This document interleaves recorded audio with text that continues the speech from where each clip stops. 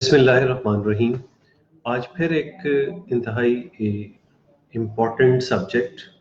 और वो ये है कि क्योंकि ये भी इनबॉक्स में बहुत ज़्यादा सवालात थे जब हमने बात की थी ब्लड प्रेशर के हवाले से कि ब्लड प्रेशर में दवाइयाँ लेना बहुत ज़रूरी होता है। तो उस हवाले से जैसे ही वो तो उस पर अक्सर एक तो पहले ये बात हो गई थी कि कंजर्वेटिव मेजर से ब्लड प्रेशर काबू हो जाता है। तो उस हवाले से मैंने समझा दिया था कि बिल्कुल हो सकता है। इनिशियल स्टेजेस ऑफ डिजीज में ब्लड प्रेशर कंजर्वेटिव मेजर यानी डाइट, एक्सरसाइज, इन तमाम चीज़ों से काबू हो सकता है और इसमें आपको दवाइयों की ज़रूरत नहीं पड़ती है। लेकिन कुछ दिन बाद या कुछ अरसे पुराने ब्लड प्रेशर में आहिस्ते आहिस्ते उसकी शिद्दत ऐसी होने लगती है कि वो कंजर्वेटिव मेजर से उन लिमिट्स में नहीं आ पाता जो टारगेटेड लिमिट्स होती हैं। और ये तहकीक से साबित शुदा लिमिट्स होती हैं कि एक आम आदमी जिसको ब्लड प्रेशर का मर्ज है, साथ शुगर है या कोई और दूसरे अवारिस मौजूद हैं, तो उसका ब्लड प्रेशर मजीद कम होना चाहिए। एक तो 130-80 से कम होना चाहिए, और जिसको ये सब कुछ नहीं है, वो लो रिस्क है, उसका 140-90 से कम होना चाहिए। अब इस ब्लड प्रेशर को लेने का भी बड़ा अहम होता है कि ये ब्लड प्रेशर उस लम्हे दिया गया हो जिसको आपको कोई तकलीफ नहीं हो, आप किसी भी किस्म के कैफियत के ज़ेरे असर ना हो, आप बिल्कुल नॉर्मल स्टेबल स्टेट में मौजूद हो उस दौरान, और तरीके से चेक किया गया हो। और उस सूरत में आपके ब्लड प्रेशर किसी भी जरिए से इन लिमिट से नीचे आ रहे हैं, तो ये टारगेट समझ लें आपने अचीव कर लिए हैं, तो वो हर को एक्सेप्टेबल होते हैं। लेकिन अब आप खुद जज कर सकते हैं 3 महीने की, 6 महीने की रीडिंग में कि आप दवाइयों के बगैर अगर उन टारगेट्स पे नहीं आ रहे, और इन बिटवीन कभी ऐसा भी हो रहा है कि स्पेशली अगर आपको दूसरे अवारिस साथ हों, आपका दिल कमज़ोर हो, आपको एंजाइना हो, आपको अटैक पहले हो चुका हो, तो उस सूरत में तो और इस बारे में और बढ़ जाती है ये तशवीश के ब्लड प्रेशर टारगेट्स में रहने चाहिए, वरना एकदम से कोई जानलेवा पेचीदगी आने का चांस होता है जो एक्यूट नौइयत की होती है, जिसमें एकदम से सांस के साथ फेफड़ों में पानी आ जाना, फालिज का हमला हो जाना, एंजाइना या हार्ट अटैक हो जाना। तो इन तमाम चीज़ों से बचने के लिए आप इस किस्म के तजर्बे नहीं कर सकते कि जब आपके टारगेट से ऊपर ब्लड प्रेशर आ रहे हैं और आप टोटकों में लगे हुए हो। ये टोटके, ये तमाम चीज़ें बिल्कुल ज़रूरी आप अप्लाई कर सकते हैं, इवन दवाई के साथ भी अप्लाई कर सकते हैं चीज़ें, लेकिन वो ऑथेंटिक होनी चाहिए। अब जो बात मैं आज करने जा रहा था वो ये थी कि दवाई के हवाले से बड़ी बातें आ रही थी कि ये गुर्दों पे असरअंदाज होकर इनको ख़त्म कर देती हैं, तो ये दवाइयाँ ब्लड प्रेशर की बिल्कुल नहीं लेनी चाहिए। ऐसा नहीं है। ये जब दवाइयाँ जो मार्ज़ वजूद में आती हैं तहकीक के बाद, इनके स्टेप्स ऑफ असेसमेंट होते हैं। पहले ये दवाइयों के केमिकल, और ये भी समझ लें ये दवाइयाँ आसमान से उतरी हुई चीज़ें नहीं होती। ये वही केमिकल्स हैं जो इस कुर्राए अर्ज़ पे डिफरेंट चीज़ों में मौजूद हैं। होता क्या है कि अब इंसान की तहकीक बढ़ती जा रही है, वो आपके अंदर जो खराबी है उसको तहकीक से असेस किया जाता है कि ये ब्लड प्रेशर बढ़ने का सबब क्या चीज बन रही है। यानी हम तो पहले मोटे अल्फाज में समझा करते थे ना, नमक का ज्यादा खाना बीपी बढ़ जाता है, नहीं। फिर अब हमने अंदर जाके समझा कि नमक में सोडियम होता है, सोडियम जिस्म में जाए, खून में रहे, गुर्दे उसको निकाल ना रहे हो, उसकी मकदार बढ़ रही हो, आपके जिस्म में, आपके अंदर ये कैफियत हो कि आप में नालियों का सिकुड़ाव ज्यादा रह रहा हो तो आपका बीपी बढ़ता है। उन नालियों को सिकुड़ाव करवाने वाली चीजें, अंदरूनी रतूबतें क्या क्या हैं, इस हद तक हम पहुंच चुके हैं। तो अब क्या हुआ है, ये दवाइयां उन चीजों को देखते हुए मार्ज वजूद में आती हैं कि इंसान के अंदरूनी जिस्म में वो कौन से केमिकल्स हैं जो ब्लड प्रेशर को बढ़ाने का बाइस बन रहे हैं। तो क्यों ना हम डायरेक्ट हिट करें उन्हीं केमिकल्स को, उन केमिकल्स के जरिए जो उनका तोड़ हो। और फिर ये तहकीक जब इन केमिकल्स को बनाती है, तो इनमें फिर ये सोचा जाता है कि इनकी मकदार कितनी जिस्म में जानी चाहिए, इनके इससे हटके और क्या क्या इफेक्ट हो सकते हैं। अब उन तमाम चीज़ों को जहन में रखते हुए पहले इनको जानवरों पे चेक किया जाता है। जानवरों में ये देखा जाता है कि इन रतूबतों ने किस तरह जानवरों की मुख्तलिफ हिस्सों पे असर किया, किस तरह उसके क्या क्या साइड इफेक्ट निकले। अच्छा, फिर जब वो वहां पे कुछ दवाइयां फेल हो जाती हैं, कि कुछ केमिकल्स वहां फेल हो जाते हैं जो इस सोच के साथ बनाए गए थे कि इंसान पे इस्तेमाल होने, तो वहीं से वो आउट हो जाते हैं। अगर वो जानवर से पास हो जाते हैं, तो फिर क्या होता है कि इनको हेल्दी इंडिविजुअल्स पर, कि ऐसे लोग जिनको कोई मर्ज नहीं है और वो खुद वॉलंटरली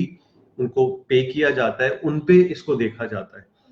जब उनसे भी सेफ्टी इंश्योर हो जाती है, फिर ये दवाइयां उस मर्ज वाले मरीजों में भी एहतियात के साथ, उस किस्म के मरीजों में जिनमें रिस्क बहुत कम हो, फिर इस्तेमाल होती हैं। फिर जाके इसको हर मुल्क में एजेंसीज बनी हुई हैं, जैसे अमेरिका की FDA कहलाती है, फूड एंड ड्रग एडमिनिस्ट्रेशन, वो अलाउ करती है, हाँ भाई ये दवा इतनी तहकीक अवेलेबल हो गई, इतने तजर्बात मौजूद हो गए कि ये केमिकल दवा के तौर पे यूज किया जा सकता है। ये कोई ऐसा नहीं होता है कि किसी ने अपनी ठेले पे लगाया और दवाइयां बेचनी शुरू कर दी। हाँ, अब ये जरूर है कि जिस भी मुल्क में फैक्ट्रियां लगी हुई हैं, वो दवाइयां बना रही हैं, तो उनकी सुपरविजन होना जरूरी है। ये तो एक अथॉरिटी ने दे दिया, हाँ ये केमिकल इसलिए यूज किया जा सकता है, लेकिन अगर आपके यहाँ वो अथॉरिटीज मौजूद हैं, वो उनको अलाउ करती हैं, मार्केट में आने की इजाजत देती हैं, तो वो दवाइयां बिल्कुल सेफ होती हैं। साइड इफेक्ट होना बिल्कुल इसी तरह है कि भी देखिए दुनिया में किस चीज का साइड इफेक्ट नहीं है। आप रोड पे चल रहे हो तो इसका भी साइड इफेक्ट ये है ना कि गाड़ी आपको टक्कर मार जाएगी,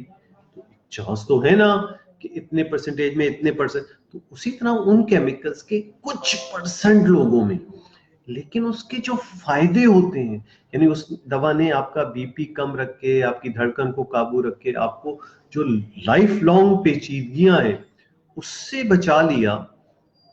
तो उसके वो थोड़े बहुत साइड इफेक्ट के वो भी चांसेस, और अगर किसी आदमी में अपीयर होने लगते हैं तो बड़ी आसानी से उन साइड इफेक्ट को आइडेंटिफाई किया जाता है, और आइडेंटिफाई करने के बाद ये आइडिया कर लिया जाता है कि ये दवा से ये शायद साइड इफेक्ट हो रहे हैं, तो इस दवा को रोक देना चाहिए, इसका कोई और नहीं इस्तेमाल करना चाहिए।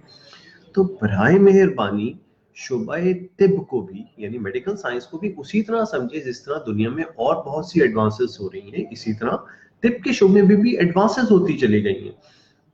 और मौजूदा तरीका इलाज, दवाइयां, ये सब वो उन्हीं कन्वेंशनल फॉर्म की एडवांस्ड फॉर्म है, और इसमें इनकी अथॉरिटीज बहुत ख्याल रखती हैं कि इन चीजों का हिसाब रहे। अब ये देखें, हथियार तो हर चीज के लिए है, हथियार इस्तेमाल करने वाले पे डिपेंड करता है कि मैं एक जगह जहां जरूरत नहीं है वहां दवा को यूज कर दूं, या जहां एक की जरूरत है मैं 3 दवाइयां यूज कर दूं और मरीज को फायदे से ज्यादा नुकसान पहुंचा दूं, तो ये तो मैं हथियार यूज करने वाले का नुकसान हो गया ना। आज आप देख रहे हैं कि वो एंटी क्राफ्ट गन है, उससे मिसाइल को रोका जाता है, लेकिन वो मुसाफिर तैयारे पे भी लग गई। तो ये तो यूज करने वाले का कसूर है, वरना तो टेक्नोलॉजी बढ़ती जा रही है। तो और मेडिकल साइंसेस अपग्रेडेड फॉर्म है इलाज का, तो इसको ये नहीं सोचना चाहिए कि ये कोई ऐसी चीज है जो किसी चीज को हमारे कन्वेंशनल या पुरानी, या गॉड फॉरबिड उसको हम तिब नबवी भी कह देते हैं, ऐसा कुछ नहीं है। अल्लाह के रसूल ने भी बेहतर से बेहतर इलाज की तरफ तरगीब दिलवाई थी, और उस इलाज में इवन वो किसी यहूदी तबीब के पास भेजा करते थे। इसमें कोई मुसलमान या गैर मुसलमान ये तरीका इलाज नहीं होता है, ये तो जो भी अपडेटेड बेहतरीन तरीका इलाज होता है वो अप्लाई किया जा रहा होता है। जाहिर सी बात है, आप जितना सोफिस्टिकेटेड और पिन पॉइंट टारगेटेड काम करेंगे, उसकी जरा सी गलती होने से नुकसान भी ज्यादा होगा, लेकिन फायदे की उम्मीद बहुत ज्यादा है। और इसकी एग्जांपल मैं अक्सर इसी तरह देता हूँ कि जैसे जंग का आप माहौल, आजकल माहौल देख लें, अब वो जंग नहीं है कि आप घोड़े लेके निकल जाएं और चीजों को फतह कर लें। अब तो सारी रेडार की जंग है, सोफिस्टिकेटेड रेडियो फ्रिक्वेंसीज है। आप ये देखें कि वो मिसाइल लगा ईरान का किसी तैयारे पे, उसको अमेरिका देख रहा था, उसने उसको कैप्चर करके वीडियो फिल्म्स आपको दिखा दी। तो ये सुपरविजन की जंग है, टेक्नोलॉजी की जंग है, और यही अब एडवांस्ड फॉर्म दुनिया के हर शुबे में होती जा रही है कि आप हैरान रह जाए, आप समझ भी नहीं पाएंगे कि आजकल की ये जंगों की सोफिस्टिकेटेड टेक्निक्स क्या हो गई। तो जैसे वहां टेक्निक्स अपग्रेड हुई हैं कि आप जंग घोड़ों, नेजों, तीर कमानों से उठ के कहां पहुंच गई है, रेडार और ड्रोन्स और सोफिस्टिकेटेड टेक्नोलॉजी की सुपरविजन और उससे पिन पॉइंट टारगेटेड करना, बिल्कुल इसी तरह मेडिकल साइंस भी आपके वो तबीबी नुस्खों से बढ़ते बढ़ते बढ़ते बढ़ते बढ़ते इतनी सोफिस्टिकेटेड टारगेट जाके आपने अपने, बस अहम बात क्या होती है कि आप सही तशखीस करें, सही तशखीस करके जितनी जरूरत है दवा की, जिस सर्जरी की या जिस प्रोसीजर की, वो करें, सिर्फ जिसमें नहीं है उसमें ना करें। ये अकल जो है ना, ये तबीब के पास है, ये उस हथियार चलाने वाले का काम है कि वो किस तरह चलाता है। उम्मीद है ये कंफ्यूजन आपके जहन में दूर हुआ होगा कि ब्लड प्रेशर की दवाइयों से गुर्दे खत्म नहीं होते, खराब नहीं होते। इसलिए ऐसा बिल्कुल ना सोचें कि खुदा न खास्ता आप